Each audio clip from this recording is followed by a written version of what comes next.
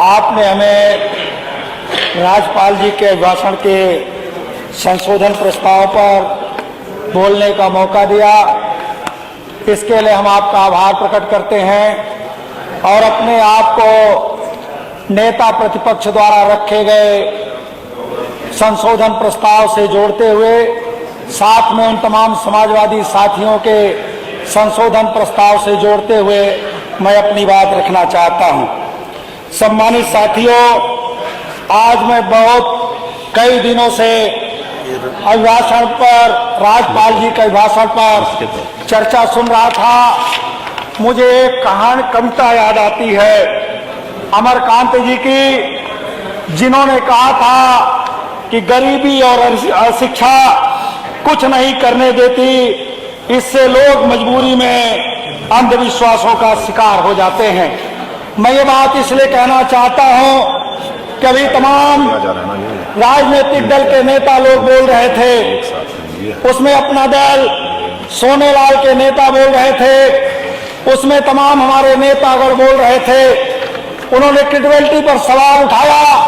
मैं सबसे पहले आज इस सदन के माध्यम से आदरणीय अधिष्ठाता महोदय आपके माध्यम से कहना चाहता हूं कि जिस व्यक्ति को अपने दल का नामकरण करने के बाद हम लोगों के आदर्श डॉक्टर सोनेलाल पटेल जी, जिनको मैं सदन के माध्यम से श्रद्धा सुमन अर्पित करता हूं और कहना चाहता हूं कि जब उनकी क्रेडिबिलिटी अपने नेता डॉक्टर सोनेलाल पटेल जी के प्रति नहीं है तो मैं समझता हूं कि उनके क्रेडिबिलिटी का कोई औचित्य इस सदन में नहीं होता है, उनको सवाल करने का कोई अधिकार नहीं है। वो हमारे नेता प्रतिपक्ष के बारे में बोल रहे थे। मैं उनसे कहना चाहता हूं कि इसके पहले जो हम चुनाव मैदान में गए थे तो उसी दल के नेता ने मंचों पर जाकर के पिछड़े वर्ग की वकालत किया था। उन्होंने कहा था कि हमें मौका दे दो, दोबारा सरकार बना दो हमारे गठबंधन के। अगर हमारी सरकार बनेगी तो 69,000 शिक्षक जो आरक्षण के आधार पर जो पिछड़े और दलितों को हटाया गया है, हम आयोग के रिपोर्ट के आधार पर उनका समायोजन करने का काम करेंगे। आज सरकार के लगभग 1 साल पूरे हो गए। मैं सवाल करना चाहता हूं ऐसे लोगों से जिन्होंने मंचों से उन नौजवानों को समायोजित करने की बात कहा था, जो पिछड़े और दलितों की बात करने वाली सरकार है, जो पिछड़े और दलितों के नाम पर वोट मांगने वाली सरकार है। मैं उनसे सवाल करना चाहता हूं कि 11 में से 1 साल बीत जाने के बाद भी आज तक उन नौजवानों पर कोई चर्चा नहीं हो सकी, उन नौजवानों का कहीं समायोजन नहीं हो सकता है, नहीं हो सका। इतना ही नहीं, मैं जाति जनगणना के आधार पर वो कह रहे थे। मैं उनसे केवल एक बात कहना चाहता हूं, पिछड़े वर्ग होने के नाते मेरा निजी सवाल उनसे है कि अगर आप जाति जनगणना के पक्ष में हैं तो एक बात केवल आपको करना चाहिए कि आप जाति जनगणना के पक्ष में है या आप जाति जनगणना के विरोध में है। लेकिन उनकी हिम्मत इसलिए नहीं पड़ी कि जाति जनगणना के सवाल पर बोलने की, कि अगर उन्होंने खुलेआम कह दिया होता कि हम जाति जनगणना कराना चाहते हैं तो शायद कल उनको निश्चित रूप से मंत्री पर से हाथ धोना पड़ता। इसलिए उन्होंने जाति जनगणना के सवाल पर स्पष्ट बात करने का काम नहीं किया। मैं लंबी बात न करते हुए केवल इतना कहना चाहता हूं कि सम्मानित साथियों, आज तमाम दल के नेताओं ने अपनी बात कहा। लोग कहते हैं पिछड़ों के आरक्षण का सवाल, दलितों के आरक्षण का सवाल। मैं उनसे कहना चाहता हूं कि दलित और पिछड़ों के आरक्षण की बात तो तब उठेगी जब आरक्षण रहेगा।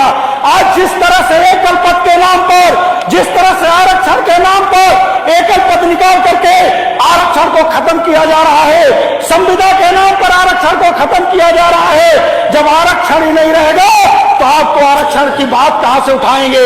इसलिए मैं कहना चाहता हूं कि अगर आप चाहते हो कि बाबा साहब का संविधान लागू हो, आप चाहते हो कि जो संविधान में आपको हक सम्मान दिया वो पूरी तरह से लागू हो, तो सबसे पहले सवाल उठता है कि जिस दल और पार्टी के आप वकालत कर रहे हो, जिस दल और पार्टी की आप तारीफ करते हो, जिसको पिछड़ों की पार्टी बताने का काम करते हो, पहले उस दल के लोगों से कहो कि संविदा की नौकरी पर खत्म करके, सीधी भर्तियां करके, एकल पद खत्म करके, सभी पदों को एक साथ निकाल करके आरक्षण को 27% लागू करने का काम करें, तब निश्चित रूप से लोगों को न्याय मिलेगा। इतना ही नहीं, आज स्वास्थ्य के सवाल पर वो कह रहे थे हमारे नेता प्रतिपक्ष पर तमाम सवाल उन्होंने उठाया।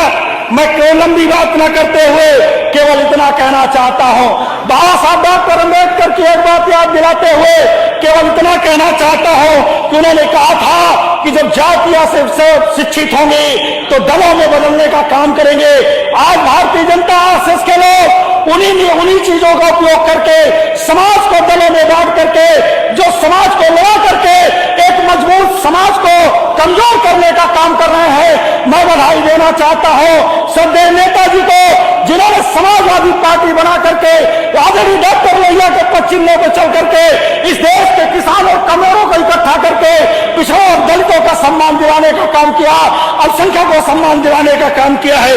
समय, चूंकि समय का ध्यान रखते हुए मैं लंबी बात न करते हुए मैं अपने क्षेत्र के बारे में थोड़ी सी चर्चा करना चाहता हूं। हमारे क्षेत्र में कई बार एक पुल का उद्घाटन किया गया, शिलान्यास किया गया।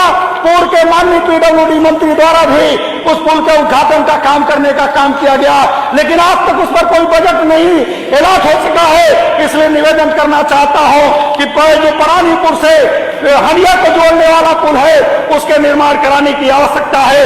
यहाँ पर तमाम पर्यटन की बात की जाती है। जिस क्षेत्र से मैं चलकर आता हूँ उस क्षेत्र पर पर्यटन के कई ऐसे स्थल हैं जिसको विकसित करने की जरूरत है। हमारे यहाँ रामनगर में शीतला धाम है जहाँ लाखों लाख लोग दर्शन के लिए आते हैं। मस्तान बाबा है जहाँ पर उत्तर प्रदेश के नहीं देश के तमाम कोने से लोग आकर के वहां पर अपने आप को मान्यता लेने का काम करते हैं। पहाड़ी महादेव है और इतना नहीं, मैं कहना चाहता हूं हमारी विधानसभा चूंकि गंगा जी के किनारे है इसलिए तमाम क्षेत्र से लोग उस शमशान घाट में लाशों को लेकर आने का काम करते हैं। छतवा घाट है, बिजौरा घाट है, महवा घाट है, डॉक्टर रसीद कुमार है।